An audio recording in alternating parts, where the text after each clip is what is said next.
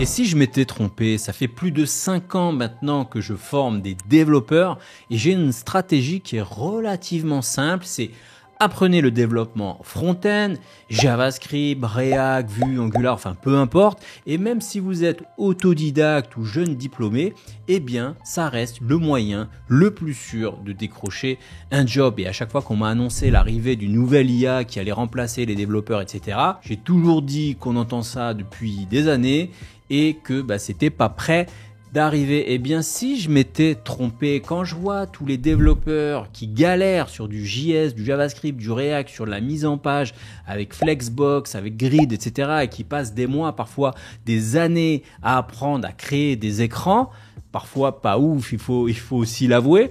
Et qu'avec l'IA, avec des outils comme uwizard.io, V0 de Vercel, etc., eh bien, tu peux faire des écrans clean en moins d'une minute et les intégrer dans ton projet en moins d'une ligne de code. Quel est l'intérêt de passer des longs mois à apprendre à faire ça alors qu'une IA peut faire la même chose en moins d'une minute? Alors peut-être que toi qui te formes à tous ces métiers-là, tu es probablement déboussolé face à l'avancée de toutes ces innovations. Alors tu verras que c'est pas aussi simple que ça, que les IA ne vont pas remplacer tous les développeurs, mais certains vont prendre cher, je dois te l'avouer. Et bien dans cette vidéo, on va voir les développeurs qui vont avoir du mal à s'en sortir et surtout, je vais te donner des pistes pour ne pas être en concurrence directe avec les IA. Alors le plan du programme, il est simple.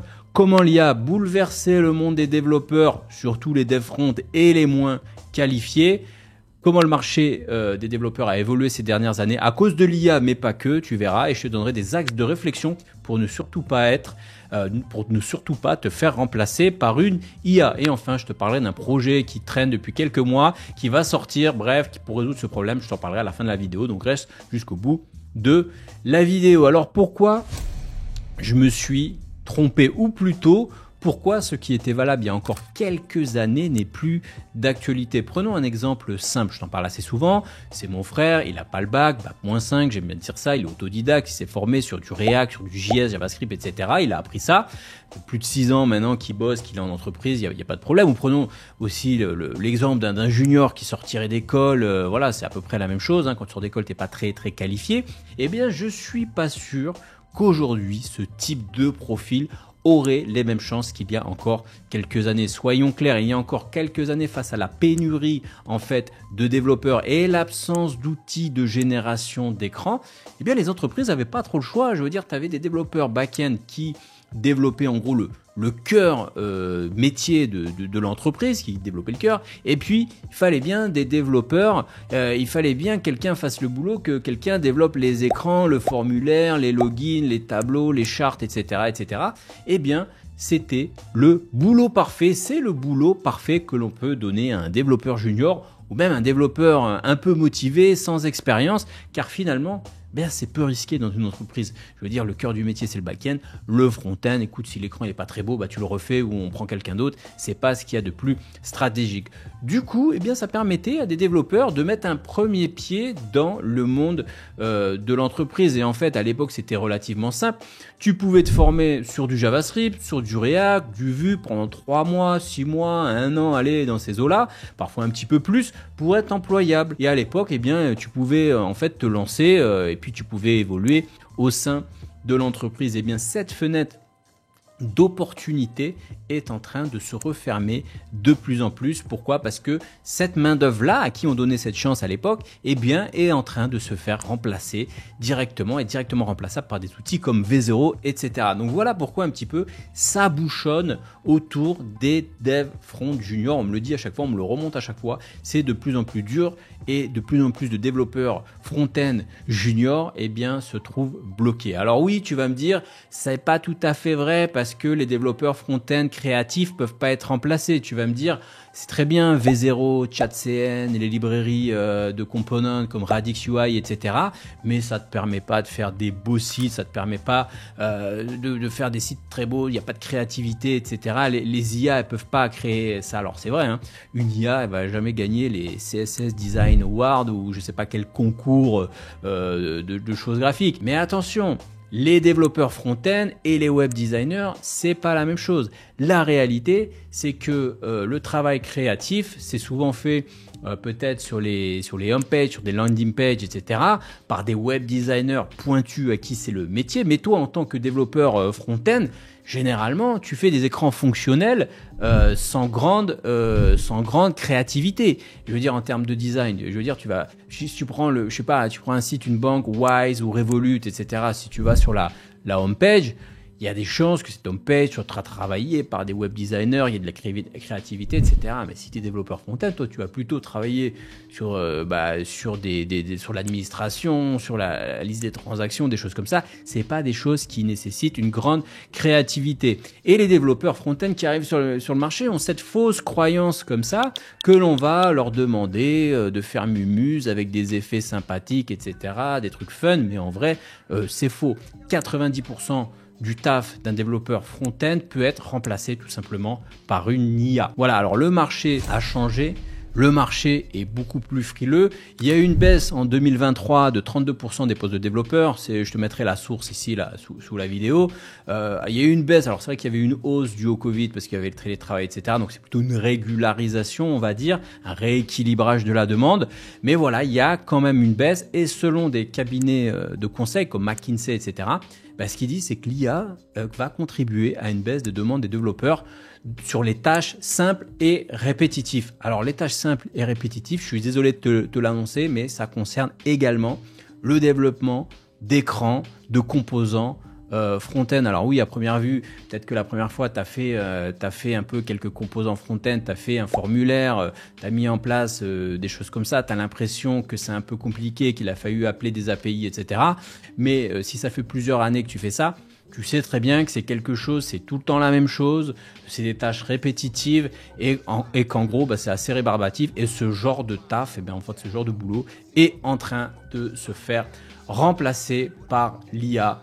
Tout simplement. Alors, est-ce que c'est la fin du métier des développeurs? Je dirais qu'il y a eu une fin des intégrateurs CSS. Je ne sais pas si tu te souviens de cette époque des intégrateurs CSS. C'était pas des développeurs, mais c'est des gens qui bidouillaient un petit peu de CSS au profit des développeurs front-end. On a eu comme ça une espèce de switch. Et bien aujourd'hui, les développeurs front-end les moins qualifiés auront en fait de moins en moins d'opportunités. En fait, et puis aussi qui dit moins d'opportunités, d'opportunités d'avoir le premier job, qu'on te donne un peu ta chance et de pouvoir un peu démarrer.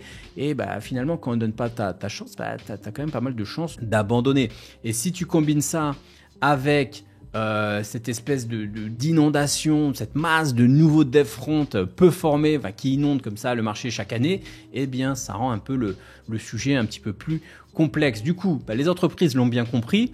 Les entreprises, elles cherchent maintenant des profils légèrement différents. Elles cherchent toujours des développeurs qui comprennent le développement front-end. Ça, c'est pas le souci, tu vois.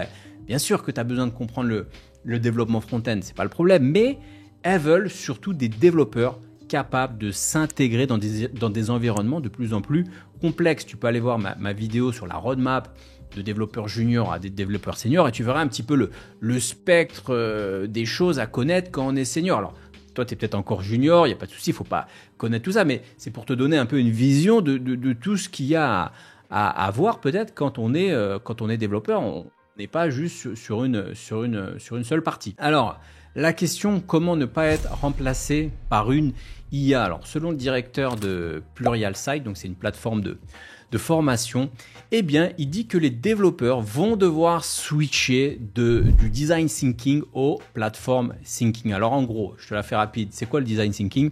Ça se focus sur une chose, sur le fait de résoudre des problèmes en se concentrant sur l'interface utilisateur ou en gros la conception d'une fonctionnalité spécifique. En gros, les développeurs construisent des produits ou des applications de manière orientée vers les résultats, outcome oriented design. Ils créent une interface ou une fonctionnalité qui répond à un besoin immédiat. Exemple concret, un développeur se concentre sur la création d'une interface de connexion qui fonctionne et qui répond aux demandes. Donc ça, c'est ce que fait traditionnellement un développeur front-end. Et bien, ce qu'il dit, c'est que maintenant, avec l'IA, on va plus rentrer dans une ère du platform thinking. C'est quoi le platform thinking? Ça met le focus sur une chose, sur la conception de systèmes complexes qui intègrent plusieurs services ou technologies plutôt que la création de fonctionnalités isolés. L'approche, c'est quoi? C'est les développeurs se concentrent sur la manière dont l'ensemble des composants d'un système ou d'une plateforme interagissent pour atteindre des objectifs plus larges, souvent en intégrant des solutions back-end, API, accès base de données, microservices, etc. Exemple concret, au lieu de créer simplement une interface de connexion, le développeur doit réfléchir à comment cette interface s'intègre dans un système global, comment on gère les utilisateurs, l'authentification, l'API, la sécurité et l'interaction avec les bases de données et d'autres services, etc. En résumé, la pensée orientée vers la plateforme consiste à passer de la création de solutions isolées et spécifiques à des fonctionnalités à la conception de systèmes complets et interconnectés qui fonctionnent ensemble de manière fluide. Donc tu vois que là, on est en train un petit peu d'évoluer. Alors concrètement, pour les développeurs front-end, ça veut dire quoi ce que je viens de te raconter? Ça veut dire que les développeurs front-end ne se concentrent plus seulement sur la création des écrans.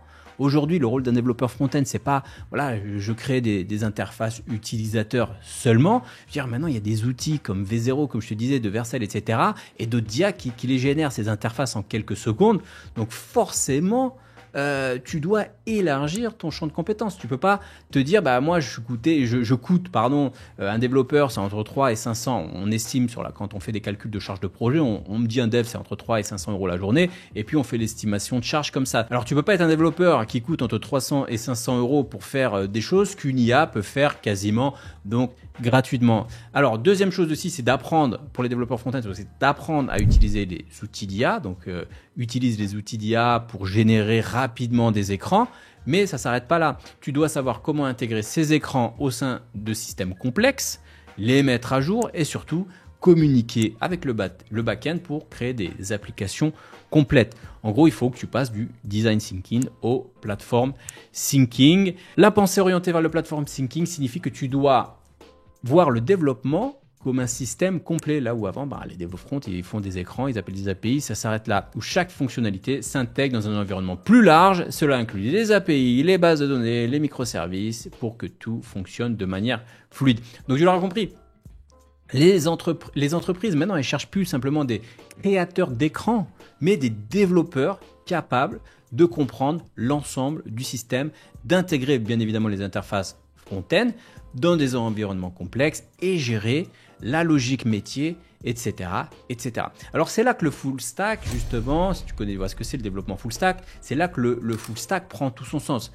Laisse-moi te révéler quelque chose, il n'y a rien de magique là-dedans, mais la vraie valeur aujourd'hui dans une entreprise, c'est pas, ça réside pas dans le front-end, ça réside pas dans les écrans. Moi, j'ai vu de nombreux projets où du jour au lendemain, on a pris tous les écrans, on les a foutus à la poubelle, hop, on les a supprimés, on est reparti de zéro, on a refait des écrans tout neufs. Pourquoi?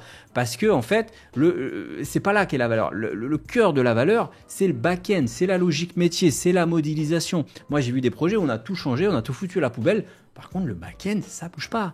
La modélisation, ça bouge pas. La logique métier, ça ne bouge pas.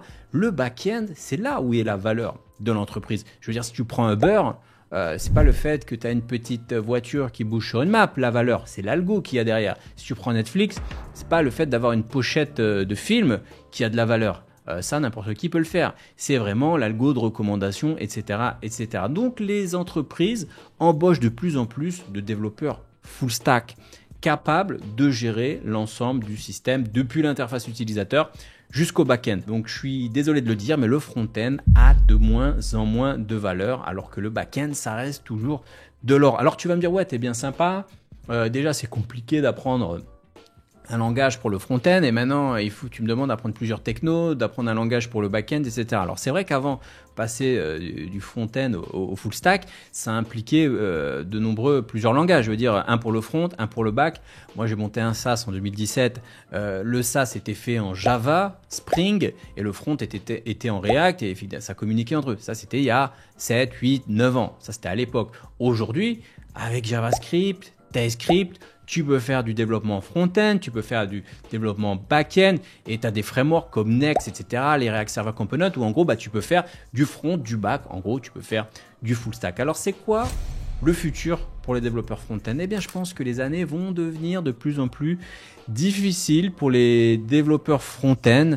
Non pas parce qu'il manque de compétences, mais parce que en fait, le marché, eh bien, il se transforme rapidement. Je veux dire, les entreprises chercheront de plus en plus des développeurs capables de s'intégrer en fait dans un système, dans une organisation, plutôt que vont pas chercher justement des pisseurs d'écran, des créateurs d'écran, des personnes qui font des écrans, puisque en une ligne de code, eh bien, tout le monde peut le générer avec V0 ou Vercel. Et donc, ceux qui feront cet effort supplémentaire de basculer vers du développement un peu plus avancé, un peu plus full stack, eh bien, s'en sortiront mieux. Je veux dire, je crois vraiment qu'on va embaucher un développeur front-end payé 300 à 500 euros par jour pour faire des prompts sur V0 et puis que tu aies les écrans et que tu aies juste à les intégrer. Je veux dire, ça va de plus en plus disparaître. Par contre, est-ce que le métier de développeur va disparaître? C'est une question qui revient souvent. Eh bien, je pense qu'on aura toujours besoin de développeurs. Je veux dire, il y aura toujours des cas complexes à développer et que les IA pourront pas résoudre. Les IA, on sait, ça sait résoudre des tâches simples, mais dès que voilà, tu as des choses un petit peu complexes, avec plusieurs contextes à comprendre, la gestion de plusieurs choses, eh bien, tu as toujours besoin d'un humain derrière qui supervise tout ça. Tout ce qui est besoin aussi contextuel, organisationnel. Je veux dire, les IA, elles comprennent pas tous ces trucs-là. Elles savent pas dans quel contexte elles sont, dans quelle organisation. Elles ont du mal. Les décisions stratégiques, en gros, comment tu développes ton application, quelle architecture, etc. Ça, une IA, elle sait pas trop le faire. La créativité et l'innovation, ça reste encore... Peut-être ça changera un jour, eh bien l'apanage des humains. Et enfin, la capacité d'action autonome. Je veux dire, tu peux mettre des IA assis sur des ordinateurs, c'est pas autonome une IA. Une IA, ça a toujours besoin d'entrée, ça a toujours besoin d'instruction. Et donc, les développeurs ont toujours leur place dans les projets. Tu le vois bien, je veux dire, tu sais, tu as des développeurs qui utilisent l'IA mais qui savent pas développer, savent pas poser les bonnes questions, elles ont pas les bons inputs. Donc, si tu mets de la merde en entrée dans une IA, ça va te recracher de la merde. Si tu sais poser les bonnes questions, si tu as la bonne manière de réfléchir, eh bien, effectivement, l'IA, c'est un plus, ça va te guider au fur et à mesure. Mais l'IA, ça a aucune capacité autonome. Tu es obligé d'avoir des devs qui pilotent l'IA. L'IA se pilote pas, donc on aura toujours besoin de développeurs. Alors pour conclure, je dirais que le développeur de demain sera celui qui sait non seulement créer des interfaces utilisateurs, qui sait peut-être en créer mais les adapter et maîtriser les outils, mais aussi surtout savoir les intégrer dans un système plus large. Je veux dire, aujourd'hui, je pense que la polyvalence en 2024, en 2025, eh bien, ça sera la clé. Ça sera pour rester compétitif, eh bien, il va falloir être de plus en plus polyvalent. Pourquoi? Parce que, eh bien, ces compétences de front-end sont en train d'avoir de moins en moins de valeur à cause de l'IA. Donc, si tu veux rester indispensable, eh bien, tu devras aller, je pense, au-delà du front-end et peut-être devenir full stack. Je pense que c'est un petit peu vers là que la tendance va. Alors moi, je travaille sur un projet, sur un programme depuis plusieurs longs mois qui va te permettre de résoudre ce problème. Tu sais, j'ai formé des milliers de développeurs au développement en React. J'ai coaché pas mal de monde. Ça fait plus de 6 ans que je suis formateur. Et donc, du coup, j'ai travaillé sur une méthode qui va te permettre de t'intégrer plus facilement dans ce nouveau monde qui a été bouleversé par l'IA. Quand j'ai créé React Mastery il y a quelques années, je veux dire, l'IA n'était même pas là. Je veux dire, l'IA n'existait quasiment pas. C'était la ruée vers l'or. Tu te formais, front-end, React, c'était demandé, on te laissait ta chance. C'était relativement, je ne vais pas dire que c'était simple, parce que c'est toujours il faut toujours un temps pour se former et pour trouver du boulot, mais voilà, grosso modo, c'était relativement open.